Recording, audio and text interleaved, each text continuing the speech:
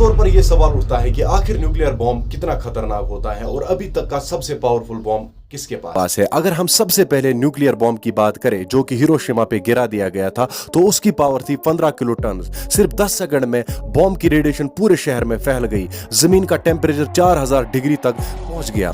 80,000 लोग मारे गए। बच जाने वाले लोग अगले 5 सालों में रेडिएशन की वजह से कैंसर और दूसरी बीमारियों में मुब्तला हो गए और उनकी जान भी चली गई।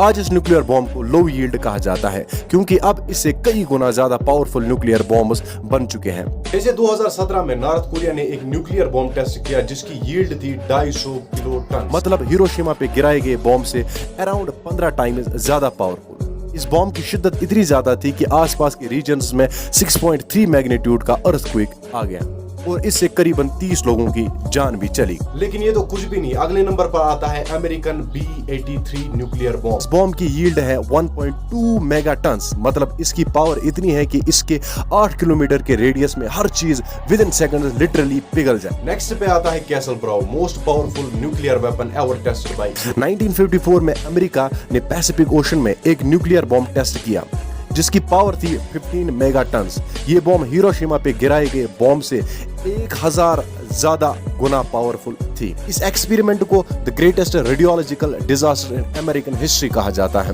बिकॉज पैसिफिक ओशन के सारे आइलैंड्स इस एक्सपेरिमेंट से बहुत बुरी तरीके से मुतासिर हुए। ये बॉम्ब साइंटिस्ट्स के एक्सपेक्टेशन से कई ज्यादा पावरफुल था। आज भी इन आइलैंड में इस न्यूक्लियर एक्सपेरिमेंट की रेडिएशंस है जिसकी वजह से यहाँ के लोकल्स डिफरेंट बीमारियों का शिकार रहते। और फिर इसके जवाब में 1961 में साउथ यूनियन ने बनाया ज़ार बॉम्बा, ह्यूमन हिस्ट्री का सबसे पावरफुल और खतरनाक न्यूक्लियर बॉम्ब। ये एक हाइड्रोजन बॉम्ब था जिसकी पावर थी 15 मेगा टन्स। 15 मेगा टन्स का मतलब है कि वर्ल्ड वॉर 2 में जितने भी एक्सप्लोसिव यूज हुए उनको अगर हम 10 गुना मल्टीप्लाई करें तो ये सारी पावर जितनी बनती है वो सिर्फ और सिर्फ एक बॉम्ब के अंदर थी। ये हिरोशिमा पे गिराए गए बॉम्ब से 4000 गुना ज्यादा खतरनाक था। ये टेस्ट आर्टिक ओशन के एक छोटे से आइलैंड पे किया गया था, मगर इसके पावर इतनी ज्यादा थी कि 600 मील दूर तक इसके शॉक्स एक्सपीरियंस किए।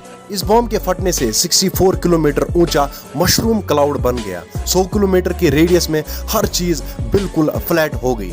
इसका एक्सप्लोजन इतना पावरफुल था कि इसको ड्रॉप करने वाला जहाज भी रेडिएशन की वजह से गिरते गिरते बच गया। हालांकि बॉम्ब फटने के वक्त ये जहाज बॉम्ब वाली जगह से ऑलमोस्ट 30 मील दूर था। इस एक्सपेरिमेंट की वजह से अमेरिका और साउथ यूनियन ने 1963 में limited test ban treaty sign. इसमें यह एग्री किया गया कि अब किसी भी ओपन एटमॉस्फेयर में जैसे जंगल हो गया, आइलैंड हो गया या समंदर हो गया, इनमें न्यूक्लियर टेस्टिंग नहीं की जाएगी। 1960s, 70s और 80s में ये हालात चल रहे थे कि दुनिया पर एक न्यूक्लियर वॉर का खतरा मंडरा रहा था क्योंकि ईस्ट और वेस्ट के बीच में टेंशन बहुत हाई थी।